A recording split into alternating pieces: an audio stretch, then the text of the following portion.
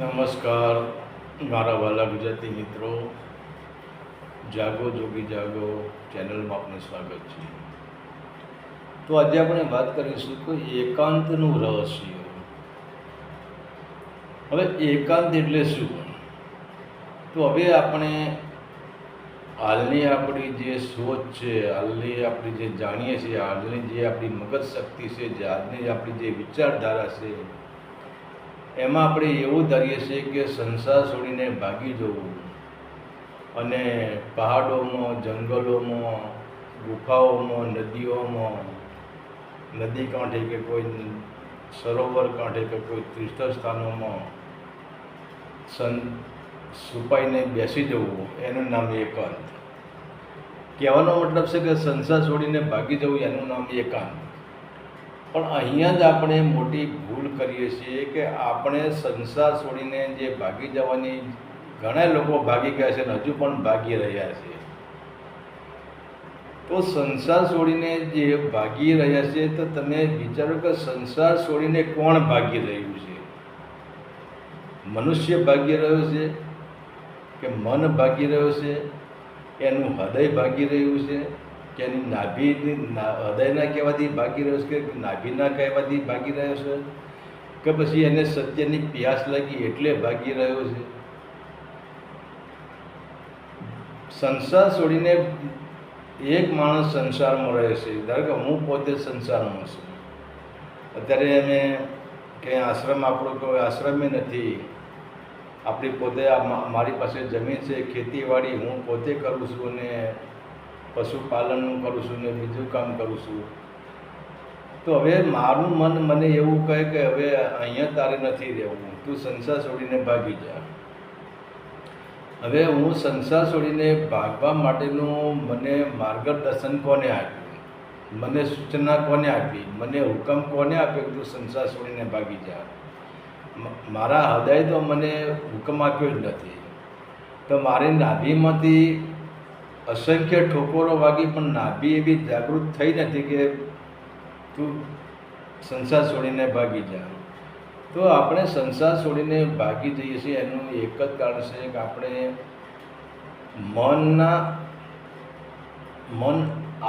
મનના ગુલામ થઈ ગયા છીએ અને મન આપણા ઉપર અસવાર થઈ ગયું છે. તો મન જેમ આપણને દોડાવે છે એમ આપણે દોડવું પડે છે.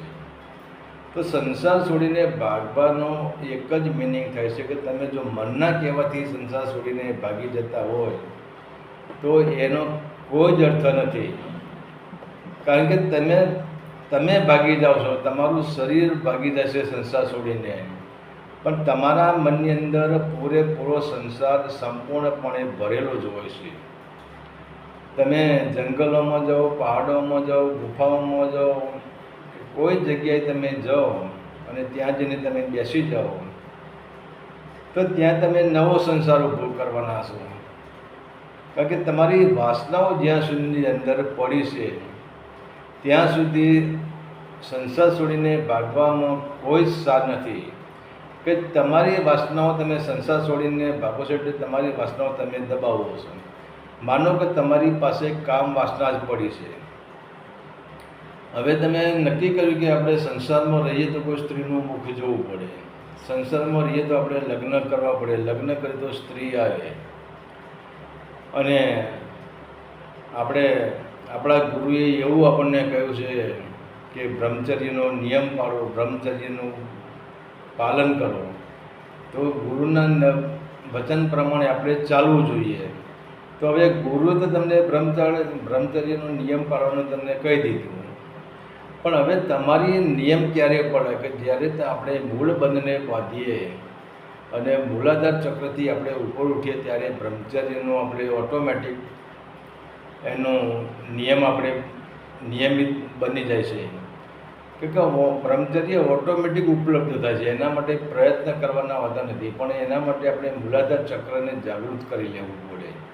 હવે જો તમે મૂલાધાર ચક્રને જાગૃત કર્યું જ નથી અને તમે એક બ્રહ્મચર્યના જે કામ વાસનાના કારણે, કામ વાસનાના ભયથી, તો કામ વાસના તમારો બોસ થઈ ગયો, કામ વાસના તમારા માટે શહેનશાહ થઈ ગયો કે કામ વાસનાનો તમને ભય છે. જેમ એક ગુલામ માણસને સમ્રાટનો ભય હોય, એક ગુલામ માણસને મહારાજાનો ભય હોય, એક ગુલામ નાના માણસને મોટા અધિકારીનો ભય હોય, તો તમે સાવ નાના માણસ થઈ ગયા અને કામ વાસના તમારો સમ્રાટ બની ગઈ, કામ વાસના તમારો મોટો અધિકારી બની ગઈ, કામ વાસના તમારો બોસ બની ગઈ. તો હવે તમે ગમે ત્યાં જશો જંગલમાં, તો તમારી અંદર જે કામ વાસના પડી એને તમે છોડી નથી. તમે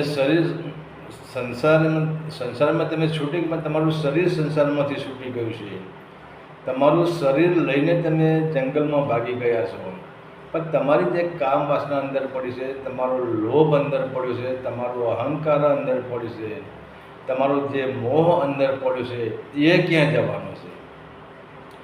તો તમે આપણે જંગલમાં જઈએ. હવે જંગલમાં તો કેટલાય પ્રકારના જાનવરો હોય, પશુ હોય, પંખી હોય, પ્રાણી હોય, જાનવર હોય. તો હવે કોઈ પણ પશુ, પંખી કે જાનવર જ્યારે સંભોગની પ્રક્રિયામાં ઉતરશે, તો એ લોકો એવું નહીં વિચારે કે આમાં આ સાધુ મહાત્મા બેઠા છે ને આપણે સંભોગ ના કરાય. એ લોકોની પાસે મર્યાદા જ નથી. એ તો પ્રકૃતિના જીવન પ્રમાણે જેમનું જીવન જીવે છે, કે એ તમારી મર્યાદા ના રાખે.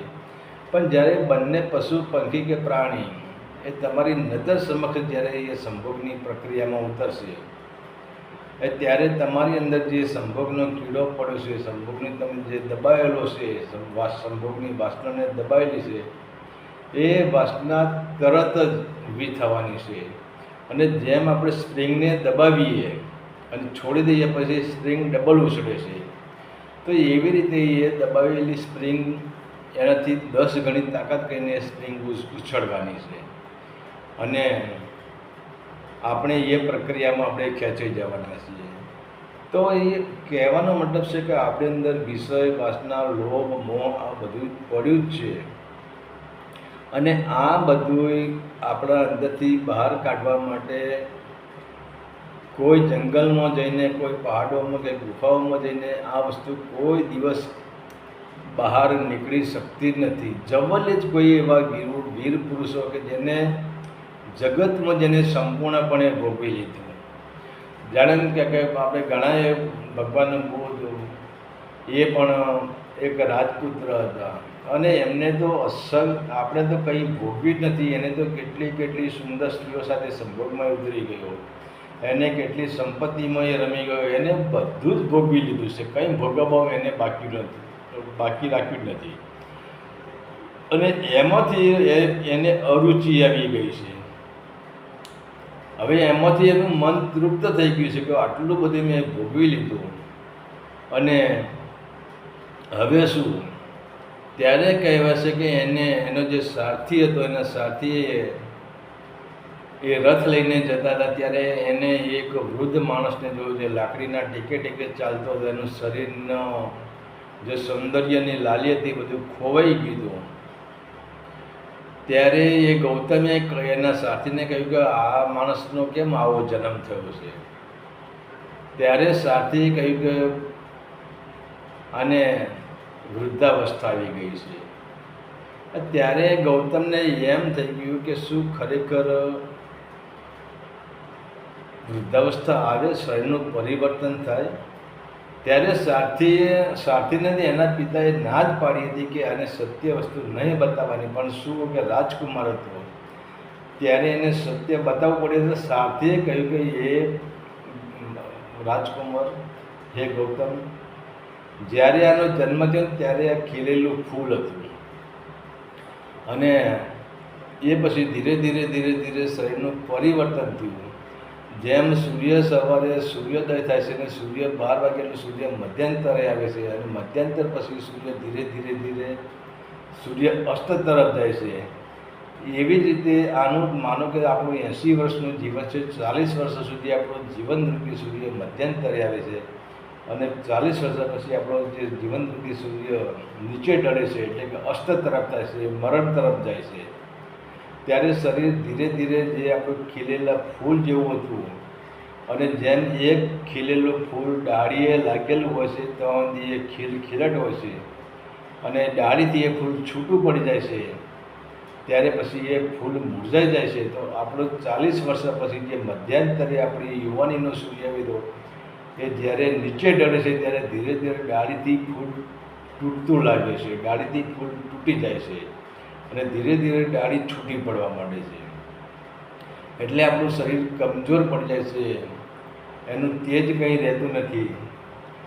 ત્યારે ગૌતમને એમ થઈ ગયું કે મારે પણ આવું શરીર થવાનું.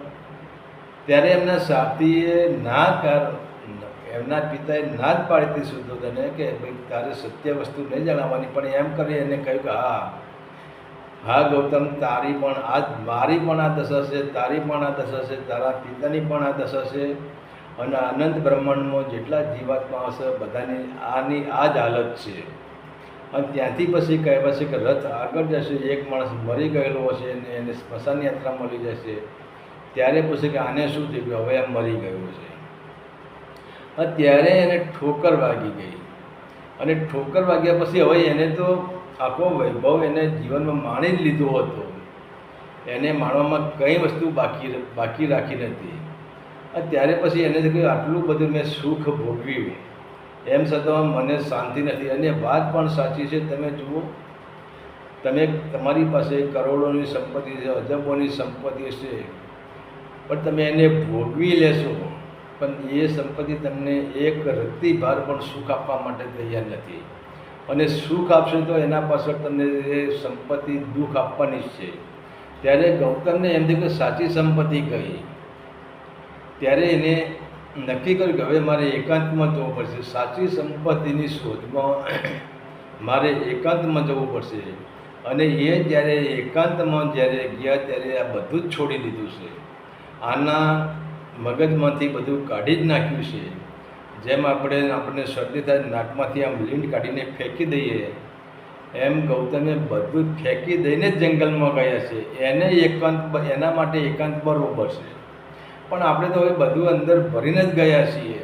અરે અમારે એક વખત મારે ખુદને જેવું બનેલું કે મેં નાસિક જે ત્રંબક છે ત્યાં નીલગિરી પર્વત પર હું પોતે ત્યાં 6-7 દિવસ માટે રોકાયેલો હતો. અને ત્યાં જે હનુમાનજીનું મંદિર છે એની બાજુમાં જ મારો જે કમરો હતો, અમે ત્યાં બેઠા હતા. અને સાંજના ટાઈમે ઘણા સાધુઓની અમે મુલાકાત પણ હું ત્યાં લેતો હતો, એમના સાનિધ્યમાં હું બેસતો હતો. તે મારે એક સાધુ મહાત્માની ત્યાં મુલાકાત થઈ ગઈ. અમે બધા ત્યાં બેઠા તો એમની પાસે એક રુદ્રાક્ષની માળા હતી.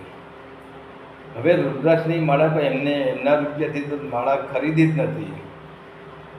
માળા કોઈ એમને દાનમાં જ આપેલી હશે. એમની પાસે એક રુદ્રાક્ષની માળા હતી અને મને એવું લાગ્યું કે પૂછી તો જોવું શું કરે છે. તમે તો મહાત્માજી આ માળા મને ગમી ગઈ છે, તમે માળા મને આપશો? હવે વિચાર કરો, એ મહાત્મા મારા કરતાં મોટી ઉંમરના હતા, વૃદ્ધ અવસ્થાએ પહોંચેલા એ મહાત્મા હતા. પણ એમને હવે એ માળા તો પોતાના રીતે એ માળા ખરીદેલી નથી. કોઈ સેવક હોય તો ગમે એમને ભેટમાં કે દાનમાં આપેલી માળા છે. એમને કહી દીધું કે મેં યાર આ માળાની તમે, એ મૂળ હિન્દી બોલતા હતા, હું ગુજરાતીમાં તમારી સાથે વાત કરું છું. એ હિન્દીમાં બોલતા કે મેં યાર મારી પાસે જે 22-23 વીઘા જમીન હતી, મારો પરિવાર હતો, મારું કુટુંબ હતું, આ બધું જ મેં છોડી દીધું છે. ને માળાની શું તાકાત યાર, હું માળા તમને આપી દઉં. ત્યારે પછી મેં તાલી પાડી, મેં વાહ મહાત્મા વાહ, તમે સાધુ બન્યા પણ બધું હજુ અંદર લઈને જ ફરો છો. તમારો બજરો અંદર જ ભર્યો છે. તમે હજુ ક્યાંય કશું છોડ્યું નથી. તમે સંસારમાં જ છો. ભલે તમે અહીંયા નીલગિરી પર્વત ઉપર રહેતા હોય, પણ તમે નીલગિરી પર્વત ઉપર નથી. તમારું શરીર નીલગિરી પર્વત ઉપર છે, પણ તમે નીલગિરી પર્વત ઉપર નથી. તમે હજુ સંસારમાં જ રમી રહ્યા છો. તો કહેવાનો મતલબ છે કે આવું જે આપણે એકાંત જે પકડી લઈએ કોઈ કામનું નથી. બીજા નંબરે એકાંતમાં જવા માટે કોઈ જંગલોમાં, પહાડોમાં, ડુંગરાઓમાં, નદીઓમાં, નાળમાં ક્યાંય જવાની જરૂર નથી. કારણ કે મીરાબાઈએ નક્કી કહ્યું છે કે ઝેર તો પીધા છે જાણી જાણી, મેવાડના રાણા ઝેર તો પીધા છે જાણી જાણી. તો કહેવાનો મતલબ છે કે સંસાર આ સંસારની જે અંદર આપણે રહીએ, તમે જુઓ, સંસારમાંથી જ આપણે ઉગાડી શકીએ છીએ કે સંસાર એક એવી ફળદ્રુપ ભૂમિ છે. અને સંસાર તમે જુઓ, સંતોને સંસારમાંથી જ પોષણ મળ્યું છે કે સંસારમાં જે આ ઝેરીલા જે શબ્દોના મેણા છે, મેણા ટાણા છે, એનાથી મોટું કોઈ ખાતર જ નથી. અને એ ખાતર તમને પોષણ આપે છે, તમારી ભક્તિને એ જ ખાતર પોષણ આપે છે. તો કહેવાનો મતલબ, સંસારમાં તમે જુઓ તો સંસારમાં જ્યારે તમે ભક્તિની લાઈન પકડો ત્યારે આપણે જો કે ભક્તોને દુઃખ કેમ હોય છે, તો તમે જ્યારે ભક્તિની લાઈન પકડો અને તમે સાચા ભક્તિની લાઈન, અને તમે સાચા ભક્ત ન બનો તો કંઈ નહીં, ખાલી તમે જો ભજન ગાતા થઈ જાઓ ને તો લોકો તમારા ઉપર એમ થાય કે આ મોટો ભગતોડો થઈ ગયો છે, આ આમ થઈ ગયો છે, આ તેમ થઈ ગયો છે. તો એ ત્યારથી તમને લોકો ટીકા કરવાનું તમારું શરૂ કરી દેશે. ત્યારે કોઈ તમારું અપમાન કરી દેશે, કોઈ તમને વળી નિપસ્ત બોલી પણ જશે. તો આ સંસારના જે મેણા ટાણાના ઝેર છે, એ ઝેરરૂપી ખાતર તમને મળી રહ્યું છે. અને એમાં તમે સ્થિર થઈ જાઓ તો ધીરે ધીરે શું થશે કે આપણી વાસનાઓ જે છે, વાસનાઓ ઓટોમેટિક છૂટવા મળશે. અને જેમ જેમ આપણી વાસનાઓ છૂટવા મળશે એમ ધીરે ધીરે આપણા અંદર સ્થિરતા આવવા મળશે. અને એ સ્થિરતા આવશે એટલે આપણા મનની અંદર જે વિચારો છે એ વિચારોનું શુદ્ધિકરણ થશે. જે આપણી અંદર જે નેગેટિવ ઉર્જાથી, નકારાત્મક જે વિચારો હતા, એ વિચારો સંસારમાંથી જ છૂટે છે. જંગલમાં તો ઉપરથી વિચારો, નેગેટિવ વિચારો ભરાય છે, નકારાત્મક વિચારો ભરાય છે. અને બીજા નંબરે કે સંસારમાં રહીને કોઈ પણ ગુરુ એમ કહેતા હોય કે તમે બ્રહ્મચર્યને છોડી દો, તો એ વાત બિલકુલ ખોટી છે. પ્રેમથી લગ્ન કરી લેવાના, પ્રેમથી સ્ત્રી સુખ ભોગવી લેવાનું, પ્રેમથી બાળકો, પરમાત્માની કૃપા જો બાળક પેદા થાય તો પ્રેમથી 2-4 બાળકો પણ પેદા કરી લેવાના. જે તમે વિચાર કરો કે જ્યાં સુધી તમને એમ લાગે કે તમે ગુલાબજાંબુ કોઈ દિવસ ખાધું જ નથી, તો જ્યારે ગુલાબજાંબુની વાત આવશે, જ્યારે ગુલાબજાંબુના તમે ફોટા દ્રશ્ય જોશો, કે જ્યારે ગુલાબજાંબુની તમે ચોપડી વાંચો, પુસ્તક વાંચો, અને જ્યારે તમે ગુલાબજાંબુ, તમારી દૃષ્ટિ કોઈ દિવસ તમારી સામે જ ગુલાબજાંબુ આવી જાય, તો તમને અફસોસ થઈ જાય કે સારું, આનો સ્વાદ કેવો હશે, આને મેં આજ સુધી ચાખ્યું નથી. તો પછી તમારી વાસના ગુલાબજાંબુ પર જ જવાની.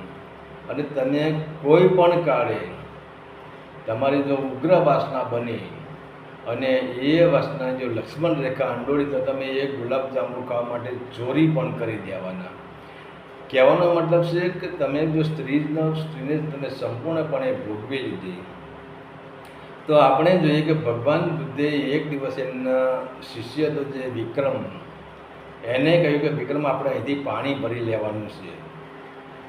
ત્યારે હવે ભગવાન બુદ્ધે શું કર્યું કે જે પાણી તો ઓછું જ જતું હતું અને નીચે માટી હતી, તો ભગવાન બુદ્ધે શું કર્યું, એમના હાથમાંથી પાણી હલાવી નાખ્યું. ત્યારે વિક્રમે કીધું કે ગુરુજી, આ પાણી તો હવે કાદવવાળું થઈ ગયું છે. તો કે ભલે કાદવવાળું થઈ ગયું, થોડો ઇંતજાર કરજો, થોડી રાહ જો. ત્યારે પછી થોડી રાહ જોઈ એટલે પાણી જે કાદવ હતું નીચે ઠરી ગયું, પાણી ઉપર ચોખ્ખું થઈ ગયું. પણ કહેવાનો મતલબ શું છે કે આપણી અંદર જે વાસનાઓ રૂપી જે આપણી ચેતના એ શુદ્ધ પાણી છે. જેમ આપણે જોઈએ કે સૂર્ય એ શુદ્ધ છે, પણ સૂર્યના નીચે વાદળોનું આવરણ આવી ગયું છે, અને વાદળોનું આવરણ આવવાથી સૂર્ય નિસ્તેજ થઈ જતો નથી. સૂર્ય સ્વયં પ્રકાશિત છે, એમ આપણે પોતે સ્વયં પ્રકાશિત છીએ, આપણે પોતે શુદ્ધ પાણી જ છીએ. પણ કે હવે જે ધરતીનો કચરો આપણામાં આવી ગયો છે, કે મતલબ વિષય વાસનાનો કચરો આપણામાં ભરી ગયો છે, તો પહેલાં તો વિષય વાસનાને લડો નહીં, એની સાથે ભોગવી લો. દરેક કર્મ તમે કરી લો. તમે કર્મ નહીં કરો, તમારી અંદર એના અંદર તમારી એ વિષય વાસનાનો તમારા જેમ આપણે એની એક ગાંઠ પડી જવાની, અને એ ગાંઠમાંથી એક અંકુર ફૂટવાનું. તમે જો કામ વાસના નહીં, તમે પૈસા નહીં વાપર્યા હોય, કામ વાસના નહીં કોઈ દિવસ ભોગવી હોય, સ્ત્રી સુખ નહીં માણ્યું હોય, તો તમારા અંતકરણમાં એની એક ગાંઠ પડી જવાની. અને એ ગાંઠ એક એવું ઝાડ થશે કે તમે સાધુ બન્યા પછી તમે બળાત્કાર કરી નાખશો, સાધુ બન્યા પછી તમે ચોરી કરી નાખશો, સાધુ બન્યા પછી તમે અત્યાચાર કે ભ્રષ્ટાચાર કે છલ કપટ દગા પ્રપંચ જે કારણો એ કરી શકશો. તો કહેવાનો મતલબ છે કે સંસાર એકાંતમાં જવાની કોઈ જ જરૂર નથી. અને એકાંત ક્યારે થાય છે? સંસારમાં જ એકાંત થાય છે. એકાંતનું રહસ્ય સંસારમાં જ પડ્યું છે કે જ્યારે તમને એમ લાગે કે સંસારમાં એકાંત કેવી રીતે થાય છે, તમે જો એક નક્કી કરો કે જ્યારે તમને બરાબરની ભૂખ લાગી હોય કે પછી બરાબરની તમને તરસ લાગી હોય, એ ટાઈમે તમારું કેન્દ્ર શું હોય છે? અનાજ ઉપર કે પાણી ઉપર. હવે એ ટાઈમે તમે જુઓ, તમે બજારમાં નીકળ્યા હોત આપણે તો બજારમાં અનેક પ્રકારની દુકાનો હોય છે, અનેક પ્રકારનું જેમાં મેળા જેવું ઘણું બજારમાં હોય છે, પણ આપણી દૃષ્ટિ ક્યાં હોય છે? પાણી પર સ્થિર હોય છે. ક્યાં પાણી મળે તો પી લો, ક્યાં અનાજ મળે તો ખાઈ લો. તો એવી જ રીતે કે આપણે વિષય વાસનામાં આપણે રમી રહ્યા છીએ, પણ કહેવાનો મતલબ એના પ્રવાહમાં આપણે ખેંચાવાનું નથી, એનો સાક્ષી ભાવ બની જવાનું છે. અને સાક્ષી ભાવમાં રહીને આપણે કોઈ પણ વાસનાનો આપણે ઉપયોગ કરી લઈશું તો એક સમય એવો આવશે કે આપણે દ્રષ્ટા થઈ જઈશું, આપણે એના સાક્ષી થઈ જઈશું. જાણે આકાશમાં વાદળો તો આવે જ છે, પણ આકાશમાં વાદળ આવે છે, સૂર્ય છે એ વાદળોનો સાક્ષી થઈ જાય છે, વાદળોનો દ્રષ્ટા થઈ જાય છે, અને વાદળો સાથે મળતો નથી. તો પછી આપણું જીવન સાક્ષી ભાવમાં આવી જશે, આપણું જીવન દ્રષ્ટા ભાવમાં આવી જશે, અને આપણી પાસે વિષય વાસના આપણા જે વાદળો આવશે, એક સમય એવો આવશે કે વિષય વાસના જે વાદળો છે એ ઓટોમેટિક ધીરે ધીરે જેમ જેમ આપણું સાક્ષીત્વ જાગતું જશે, જેમ જેમ આપણો દ્રષ્ટા ભાવ જાગતો જશે, અને એ રીતે ખબર પડશે કે આ વાદળ હું નથી, આ વાસનાઓ હું નથી, આ વિચાર હું નથી, આ મન હું નથી, આ 5 જ્ઞાનેન્દ્રિય હું નથી, 5 કર્મેન્દ્રિય હું નથી, આ મન બુદ્ધિ ચિત્ત અહંકાર અંતકરણ હું નથી. એ ધીરે ધીરે આપણને ખ્યાલ આવશે. જેમ જેમ ખ્યાલ આવશે, જેમ જેમ સમજાશે, પણ એના માટે શું કે આપણે સતત હોશમાં રહેવું પડે, સતત જાગૃતિમાં રહેવું પડે. કે આપણે જો બેહોશીમાં આવી ગયા તો પાછું એનું એ જ થવાનું છે. એટલે સતત આપણે હોશમાં રહેવાનું છે, સતત જાગૃતિમાં રહેવું છે, સતત ધ્યાનમાં રહેવાનું છે. કે ધ્યાનથી મોટી આ જીવનમાં કોઈ કળા નથી. તમે કોઈ પણ કાર્યમાં ધ્યાન ના આપો તો તમે ફેંકાઈ જાઓ. ચાહે તમે ડ્રાઇવિંગ કરતા હોય, તમે તમારું ઘર ચલાવતા હોય, ચાહે તમે ખેતીવાડી કરતા હોય, ચાહે નોકરી કરતા હોય, કોઈ પણ તમે પ્રકારનું કામ કરતા પણ તમે એમાં ધ્યાન ના હોય તમે ફેંકાઈ જાઓ. તો મોટામાં મોટું ધ્યાન જાગૃતિનું અને હોશનું ધ્યાન છે. અને જાગૃતિ, હોશ અને ધ્યાન આ ત્રિવેણી જેનામાં જાગી ગઈ એ જગતમાં રહેવા છતાં, સંસારમાં રહેવા છતાં એ એકાંતમાં જ રહેશે. અને એ લાખો માણસની મેદની વચ્ચે ભલે લાખો માણસનો વગાડ થતો હોય, પણ એમ છતાં એ લાખો માણસનો વગાડ એમને નડતો નથી. જેમ આપણે કહીએ છીએ કે મીરાબાઈએ કે શ્વાન ભસે એમાં હાથીને શું થાય રાણા. કૂતરા તો ભસે જ જવાના છે. જગતનો તમે જુઓ, જગતનો સંસારનો કોઈ સારો જ નથી. સંસાર કૂતરા જેવો જ છે. કશું જેમાં કૂતરાને કંઈ હાથે લઈ જવાનું નથી, એમ આપણે પણ કંઈ સાથે લઈ જવાનું નથી. એમ તમે જુઓ કૂતરા કેવા બાજતા હોય છે, એકબીજાને મારી નાખતા હોય, એકબીજાને બચકા ભરી લેતા હોય છે. તો આપણે પણ એ જ કરીએ છીએ. આપણને ખબર છે કે આમાંથી ફૂટી પડી પણ આપણે હાથે લઈ જવાની નથી. એમ છતાં આપણે અહિંસાઓ કરીએ છીએ, મર્ડર કરીએ છીએ, અત્યાચાર કરીએ છીએ, ભ્રષ્ટાચાર કરીએ છીએ, છલ કપટ દગા પ્રપંચ બધું જ કરીએ છીએ. તો કહેવાનો મતલબ છે એકાંતનું રહસ્ય શું છે? એકાંતનું રહસ્ય એ જ છે કે આપણે જાગૃતિમાં રહીએ, હોશમાં રહીએ અને સતત ધ્યાનમાં રહીએ. આપણને એમ લાગે કે હવે અહીંયા આવી ઘટના ઘટવામાં આવી તો આપણે જાગૃત થઈ ગયા, આપણે ધ્યાનમાં આવી જઈએ. જેમ આપણને ખબર પડે છે કે અહીંયા અગ્નિ બળી રહી છે, તો મન તરફ તમને કહી દેશે કે ત્યાં પગ ના મૂકતો, ત્યાં અગ્નિ છે. તો આપણે કેમ જાગૃત થઈ જઈએ છીએ? જો આપણે જોઈએ કે સામે આપણે ખેતરમાં જતા હોય કે જંગલમાં જતા હોય, સામે સાપ આવે તો આપણે કેમ જાગૃત થઈ જઈએ છીએ?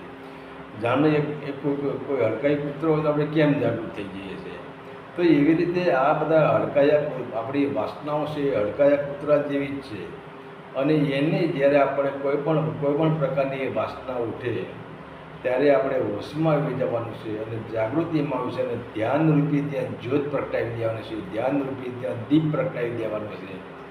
એટલે આપણી અંદર જેમ આપણે જોઈએ કે રાત્રિના અંધકારમાં આપણે દોરડીને પણ સાપ માની લઈએ છીએ, એમ આ સાચો જે આપણી વાસનાઓ કોઈ સાચો સાપ જ નથી, બધા દોરડી જ છે. અને જે મતલબ ખોટું જ છે ને ખોટાને આપણે સાચું માની રહ્યા છીએ. તો કહેવાનો મતલબ છે કે જે આપણું એકાંત છે, એકાંતનું રહસ્ય આપણે સંસારમાં રહીને જ જાણી શકીએ છીએ. અને તમે જંગલમાં જઈને પણ જાણી શકો છો, પણ જંગલમાં જઈને આપણે સંસાર છોડી શકતા નથી. કે જંગલમાં તો કોની સાથે માથાકૂટ થવાની છે? જંગલમાં તો પશુ હોય, પ્રાણી હોય, વનસ્પતિ હોય, ઝાડ હોય, ડુંગરા હોય. તમારું અપમાન કરે એવું કોઈ હોય જ નહીં. અને જંગલમાં તમે જુઓ, તમે જંગલમાં બેઠા હોય તો તમે બગીચો બનાવી દીધો હોય ને કોઈ તમે ઝાડ વાવ્યું અને કોઈ પ્રાણી આવીને તમારું ઝાડ તોડી નાખે, તમે એ પ્રાણી પર તમે ક્રોધ કરવાના. તમે ઝાડ નીચે બેઠા ને પક્ષી ઉપરથી તમારા માથામાં વીંટ કરી જાય તો તમે એ પક્ષીને પથ્થર મારવાના, એ પક્ષીને તમે ગાળો દેવાના. તો પછી સંસાર ક્યાં, તમારું એકાંત ક્યાં ગયું? તો એકાંત મનથી છૂટતું નથી. એકાંતને છોડવા માટે તમારા હૃદયને જાગૃત કરવું પડે છે, તમારા નાભીને જાગૃત કરવી પડે છે, તમારા મૂલાધારને જાગૃત કરવું પડે છે. અને તમે જાગૃતિમાં આવી ગયા, હોશમાં આવી ગયા અને ધ્યાનરૂપી જ્યોત તમારામાં પ્રગટી ગઈ તો તમારે પછી ક્યાંય ભટકવાની જરૂર જ નથી. તમે સંસારમાં પણ તમે એકાંત રહી શકો છો. અને લાખો માણસની મેદની વચ્ચે પણ તમારા અંદર જે સકારાત્મક ઉર્જા ભરી છે એ સકારાત્મક ઉર્જામાં પણ તમે ખેલી શકો છો. તો મારા વાલા ગુજરાતી મિત્રો, જો આવા નવા વિડીયો અમારા જોવા માટે અમારી આ ચેનલને સબસ્ક્રાઈબ કરો. હરિ ઓમ તત્સત. આદેશના પ્રણામ.